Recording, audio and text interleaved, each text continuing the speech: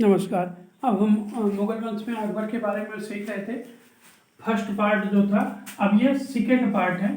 क्योंकि यह काफ़ी लंबा सिलेबस है, इसलिए हम कई पार्टों में इसको जो है डिवाइड कर दिए हैं। तो अब हमने बैरम खां के सीखा था, बैरम खां तक।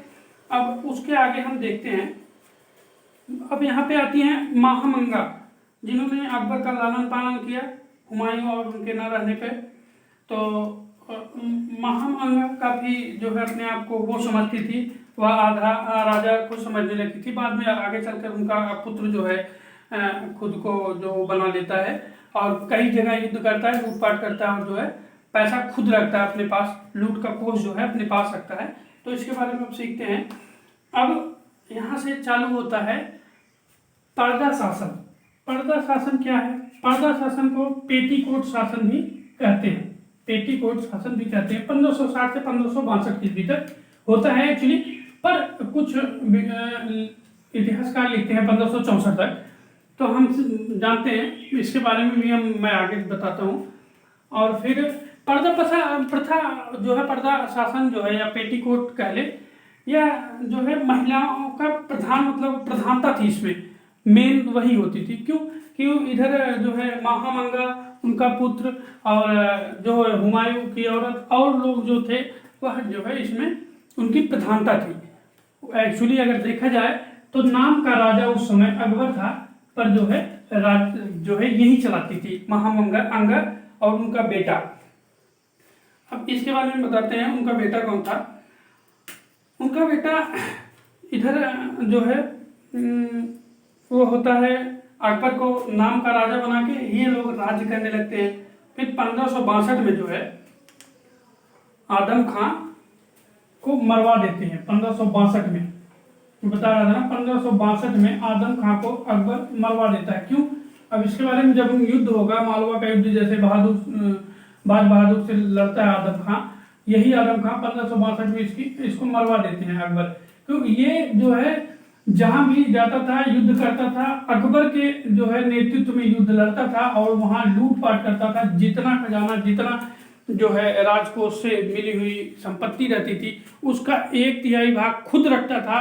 और थोड़ा सा, जैसे आपको समझाने के लिए मैं बताऊं, अगर यहाँ पर 4 रुपए मिले उसको लूट में, तो 3 रुपए खुद रखता था। 1 रुपए ही दिखाता था कि हमें लूट में इतना ही धन मिला, और 1 रुपए ही राजकोष में जमा कराता था, और बाकी का सारा धन खुद जो है हड़प जाता था।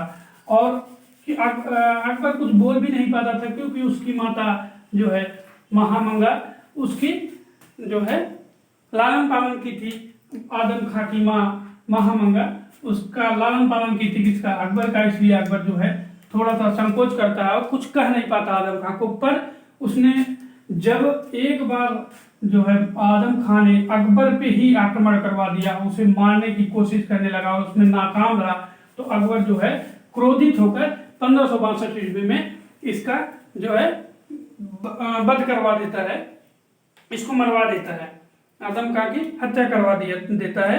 और यही जो है समाप्त हो जाता है पर्दा शासन और पेटीकोट शासन। क्योंकि जब इसको मरवा देता है आदम खां को, महामंगा के पुत्र को, तो महामंगा खुद जो है अपना त्याग कर देती है जीवन का, और यही से प्रथा या पेटीकोट शासन जो है खत्म हो जाता है 1562 में। अब हम देखते हैं युद्ध के बारे में। इसने युद्ध कौन कौन से लड़े।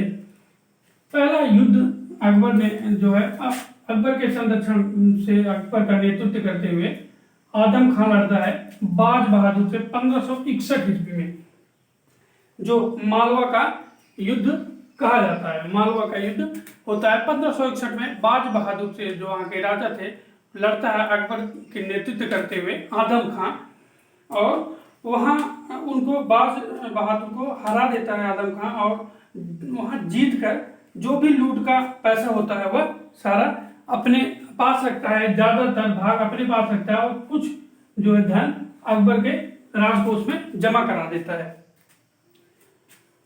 और जो है इसके बाद अब दूसरा युद्ध होता है, जो है गुड़वाना का युद्ध। गुड़वाना, ये तो पहला युद्ध, ये दूसरा युद्ध गुड़वाना का 1564 ईस्वी में गुड़वाना का युद्ध होता है।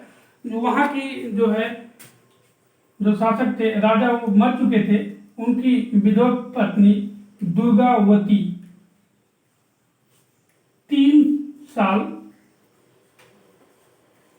वहां का एक बच्चा था 3 साल का था जो वह राज कर रहा था, परंतु उसको मतलब राज्याभिषेक कर दिया गया था, राजा घोषित कर दिया गया था।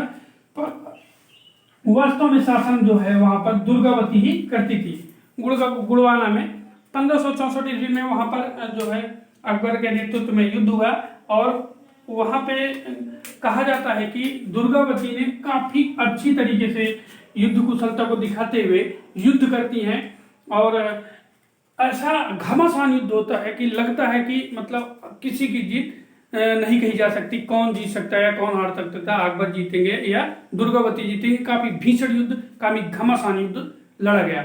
तो यहीं से फिर लास्ट में होता क्या है, जब दुर्गावती हारने लगती हैं तो यह अपने सेनापति से कहती हैं कि अपने प्रधानमंत्री से कहती हैं कि हमें जो है मार दो, हमारा गला काट दो, हम इनके हाथों से नहीं मरना चाहते, मुगलों के हाथों से नहीं मरना चाहते।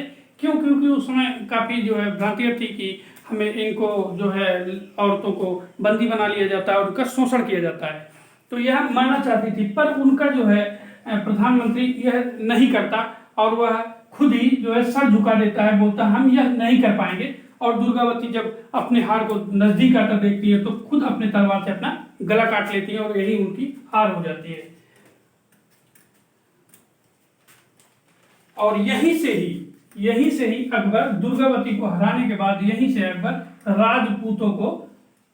राजपूतों को जीतने की जो है इच्छा जताता है कि अगर हमें राज्य करना है भारत पे तो हम राजपूतों को जीते बिना भारत में राज्य नहीं कर सकते हैं। तो यही जो है इसका काफी अच्छा वो रहा कि यह जो इतना वर्ष 49-50 वर्षों तक शासन किया अकबर, उसकी यही रणनीति आगे काम आई। अगर भारत पर राज्य करना है तो राजपूतों को सामने से हटाना होगा, और उसने ऐसा किया भी। फिर इसके बाद आमेर जो है, भारमल की पुत्री आमेर के राजा जो थे, राजा भारमल जोधा जो कहानियों में आप ज्यादातर सुने होंगे जोधा, परंतु उनका नाम दूसरा कुछ था। आमेर के राजा भारमल की पुत्री से उसने शादी किया, जिनका नाम हरखा बाई उर्फ, हम उर्फ इसलिए लगा रहे हैं कि आपने कहानियों और उसमें पढ़ा होगा जोधा, तो उनका नाम जोधा नहीं था, उनका नाम हरखाबाई था। आमेर के राजा भारमल की पुत्री हरखाबाई से शादी करता है अकबर, और फिर जो है शादी करने के बाद चित्तौड़ पर जो है आक्रमण करता है। क्यों? उसको जो है राजपूत राजाओं को हराना था, और उसको पता था कि सबसे शक्तिशाली और महत्वपूर्ण जो है प्रांत जो है चित्तौड़ का है, जो राजस्थान में आगे महाराणा प्रताप का जहाँ के राजा थे वहां। उस समय जो है वहां के राजा जो थे उदय सिंह थे, चित्तौड़ के राजा उदय सिंह थे। चित्तौड़ पे आक्रमण करता है 1567, चित्तौड़ पर आक्रमण करता है 1567 ईस्वी में। वहां के राजा जो थे उदय सिंह थे, वहां के राजा उदय सिंह जो चित्तौड़ को छोड़ के भाग जाते हैं, और यहीं पे अकबर लूटपाट करता है, और जो है इसको अपने अधीन करता है चित्तौड़ को, और लूटपाट करके जो है सारा धन आगरा लेके चला जाता है दिल्ली। तो यहाँ पर लूटपाट करके सब जो है लेके चला जाता है। फिर कुछ ही दिन बाद जब राणा प्रताप गद्दी पे बैठे हैं 1572 ईस्वी में, 1572 पे चित्तौड़ के राजा राणा प्रताप, जो कि काफी राजपूतों में सर्वोपरि गिने जाते हैं, राणा प्रताप राजा बनते हैं। राणा प्रताप चित्तौड़ के राजा बनते हैं 1572 ईस्वी में, और चित्तौड़ को अपने कब्जे में कर लेते हैं, चित्तौड़ को अपने कब्जे में कर लेते हैं। और राणा प्रताप जब राजा बनते हैं तो मुगलों से चित्तौड़ की अधीनता को हटाते हैं और जो है अपने बस में कर लेते हैं। चित्तौड़ को जो है अपने बस में कर लेते हैं राणा प्रताप। यह सेकंड पार्ट था, यहीं तक समझते हैं, चित्तौड़ तक ही समझते हैं। हम आगे दूसरे पार्ट में समझेंगे, क्योंकि काफी बड़ा अगर हो जाएगा तो आपको समझ नहीं आएगा। अकबर काफी महान शासक था, 49 वर्ष शासन किया। और अब अगले चैप्टर में, नेक्स्ट चैप्टर में हम देखेंगे। धन्यवाद।